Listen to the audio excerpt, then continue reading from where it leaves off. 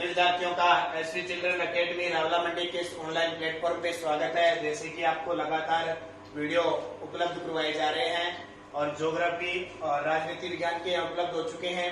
तो देखिए, हर रोज आपको राजनीति भूगोल का एक वीडियो मिलता है, राजनीति विज्ञान का आपको सप्ताह में 3 मिलता है। तो आशा करते हैं आप बढ़िया तरीके से देखते हो। तो देखिए, खंड वह चल रहा है हमारा संविधान, भारत का संविधान हम पढ़ रहे हैं और अध्याय पहला चल रहा है संविधान की विशेषता। संविधान की विशेषता राजनीति विज्ञान में पढ़ चुके हैं और 14 विशेषता हमने बढ़िया तरीके से क्लियर कर ली और आशा करूंगा आपके समझ में आ गई होगी और आपने इसको बढ़िया तरीके से पढ़ लिया होगा। बात समझ में आ गई सारी। 15 नंबर संविधान की विशेषता देखिए, ये संविधान जो हमारा कानून है पूरा देश इस पे चल रहा है, ये विशेषता पढ़ना बहुत जरूरी है, तब हमें ये बातें समझ में आएगी। तब हम आगे पढ़ेंगे मौलिक अधिकार क्या होते हैं, मूल कर्तव्य क्या होते हैं, क्या होता है प्रधानमंत्री, राष्ट्रपति, सबकी बातें करेंगे। देखो 15 नंबर विशेषता क्या है, न्यायिक पुनरावलोकन व संसदीय संप्रभुता का समन्वय। न्यायिक पुनरावलोकन व संसदीय संप्रभुता का समन्वय, इसका मतलब क्या हुआ? देखो, न्यायिक पुनरावलोकन का मतलब होता है न्याय करना, सीधी सी बात है, न्याय करना। और न्यायकर्ता कौन है? न्यायपालिका। कौन करती है? न्यायपालिका। संसद का मतलब आते हैं, संसदीय का मतलब आते हैं हमारे देश में क्या है? संसद है और 3 प्रकार से इसे बांटी गई है, व्यवस्थापिका, कार्यपालिका और तीसरी आ गई 1, 2 और 3 बांटे हुए 3 अंग बनाए गए हमारे सरकार के। अब देखो समन्वय कैसा? कार्यपालिका, व्यवस्थापिका, संसद कोई काम करेगी, संसद कोई भी काम करेगी, अगर वो कानून जो काम करेगी यानी जो कानून बनाएगी, अगर वो देश के खिलाफ है, उससे देश को नुकसान हो रहा है। क्योंकि बहुत सारी सरकारें ऐसी आती है जिनको देश से कोई मतलब नहीं होता, वो अपनी मनमर्जी चलाती है। तो उस हिसाब से अगर संसद कोई कानून बनाती है और उस कार्य को सही ढंग से नहीं करती है, तो उस पे नियंत्रण किसका होता है? न्यायपालिका। यानी हमारे देश में सर्वोच्च क्या है? हमारे देश में सर्वोच्च संसदा पूछे तो कौन सी है? संसद है ना। सारा काम किसके माध्यम से होता है? संसद। कोई बिल पास करना है तो संसद, पूरी पार्टी किसको दे रखी है? संसद को।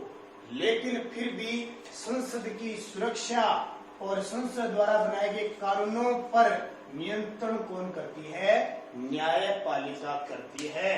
तो न्यायिक पुनरावलोकन व संसदीय संप्रभुता का समय है, यानी जो सर्वोच्च संस्था है, पावरफुल संस्था है, उस संसद की रक्षा कौन करती है? न्यायपालिका करती है।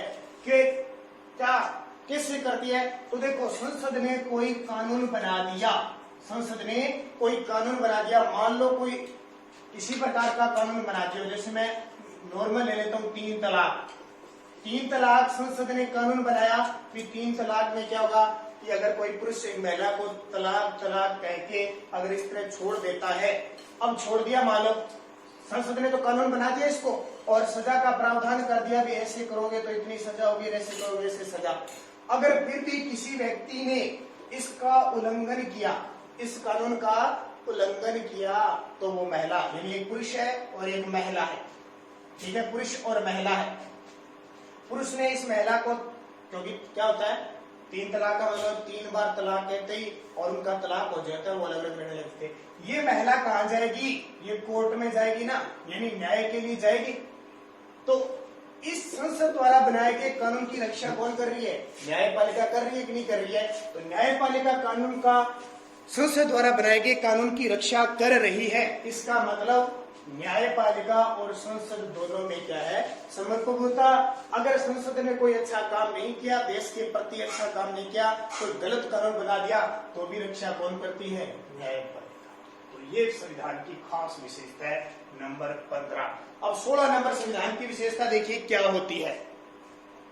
16 नंबर, ये विशेषताएं बहुत इंपॉर्टेंट है, जब आप तब तो मैं आपको थोड़ी थोड़ी बता रहा हूँ ताकि आप बढ़िया तरीके से इन्हें पढ़ते हो। 16 नंबर देखो, खासियत 16 नंबर क्या है? विश्व शांति का समर्थक है हमारा संविधान। विश्व शांति का समर्थक, विश्व शांति का समर्थक है। अब इसका मतलब क्या हुआ? इसका मतलब हुआ भारत वसुदेव कुटुंबकम, वसुदेव कुटुंबकम, इसको अपना रहे हैं। हमारा देश, हमारा संविधान कि पूरा विश्व, पूरी पृथ्वी हमारा क्या है, परिवार है, और हम इस परिवार के साथ मिलजुल कर रहना चाहते हैं, विश्व की शांति चाहते हैं। मैं तो किसी देश पर पहले आक्रमण करते हैं, कभी देखा क्या? भारत कभी किसी देश पर पहले आक्रमण नहीं करता। क्यों नहीं करता? क्योंकि अनुच्छेद नीति निर्देशक तत्व है, अनुच्छेद 51 एक बात कहता है, नीति निर्देशक तत्व के अनुच्छेद 51। ये नीति निर्देशक तत्व आगे पढ़ेंगे हम कौन कौन से हैं। नीति निर्देशक तत्व में अनुच्छेद 51 है, ठीक है। नीति निर्देशक तत्व हमारे 36 से लेकर 51 तक का विवरण दिया हुआ है, कौन कौन से अनुच्छेद है। अनुच्छेद 51 में क्या है कि भारत अपनी आंतरिक सुरक्षा को बनाए रखेगी, सबके साथ मेलजोल, शांति, सुरक्षा और राष्ट्रों के साथ, क्या कहा है, अंतर्राष्ट्रीय स्तर पर सुरक्षा व राष्ट्रों के बीच समन्वय स्थापित करेगी, ठीक है। भारत क्या करेगा, हमारा संविधान देश क्या करेगा, राष्ट्रों को, उसके नागरिकों को अंतर्राष्ट्रीय शांति सुरक्षा प्रदान की जाएगी। अनुच्छेद 51 में है, भारत किसी देश पर पहले आक्रमण नहीं करेगा, लेकिन जरूरत पड़ी, जब संप्रभुता की बात आ गई, किसी देश ने आक्रमण किया तो भारत पीछे नहीं करेगा। किसी देश के मामले में हस्तक्षेप नहीं करेगा, कि सुरक्षा की दृष्टि से किसी दो देशों के बीच अगर विवाद चल रहा है तो बीच में हस्तक्षेप नहीं करेगा। कौन सी नीति अपनाएगा, गुट निरपेक्ष नीति अपनाएगा। गुट निरपेक्ष नीति का मतलब होता है भारत किसी भी गुट में शामिल नहीं होगा। ये कौन सी है, विश्व शांति का समर्थक। दोबारा एक बार मैं कहता हूँ, वसुदेव कुटुंबकम, यानी संपूर्ण पृथ्वी मेरा परिवार है, उसके कल्याण की कामना करते हुए, अतिथि देवो भव की बात करते हुए, सबकी सुरक्षा करते हुए भारत का ये संविधान बना है। कभी देखना, जब जब जिस देश को जरूरत पड़ी है, भारत ने आर्थिक सहायता दी है, चाहे नेपाल है, भूटान है, अफगानिस्तान है, पहले पाकिस्तान को भी देता था, पाकिस्तान को भी देता है। तो ठीक है, हमने तो किसी पर आक्रमण पहले करेंगे, और जब जरूरत पड़ी तो अगर हमारे देश की भूमि की बात आई, सुरक्षा की, अगर कोई आक्रमण करता है तो हम मुंह तोड़ जवाब देंगे। किसी गुट में शामिल नहीं होंगे, किसी दूसरे देशों के मामलों में हस्तक्षेप नहीं करेंगे। और अनुच्छेद 51 नीति निर्देशक तत्व में ये बात है कि देश, संविधान अंतर्राष्ट्रीय स्तर पर सुरक्षा व्यवस्था राष्ट्रों की बनाए रखेगा। ये कौन सा हो गया, विश्व शांति का समर्थक।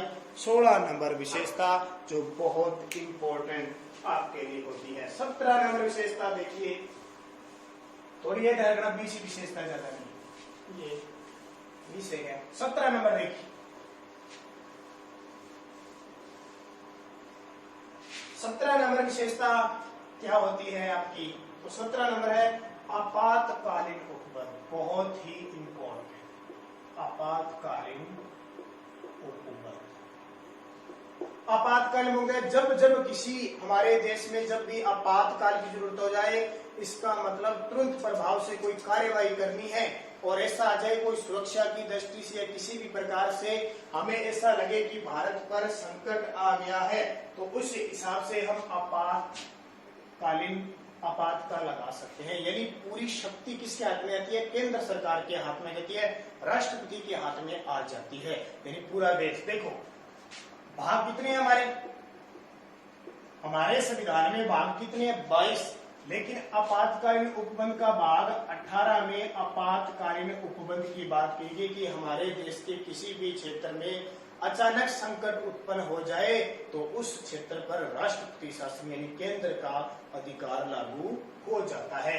अब देखिए अनुच्छेद 352, अनुच्छेद 352 क्या कहता है, भाग 18 में अनुच्छेद 352, ये आपातकाल लगता है, कब लगता है, जब कोई बाहरी आक्रमण हो जाए, बाहरी आक्रमण हो जाए, किसी कोई देश हमारे देश पर आक्रमण कर दे तो पूरी की पूरी जो शक्ति है वो राष्ट्रपति के हाथ में आ जाती है, फिर किसी के नहीं चलती। सशस्त्र विद्रोह हो जाए, सशस्त्र विद्रोह का मतलब होता है हमारे देश के अंदर ही सैनिक को तख्ता पलट कर ले, या हम कहें कि आपस में ही राज्य एक दूसरे से कहते हैं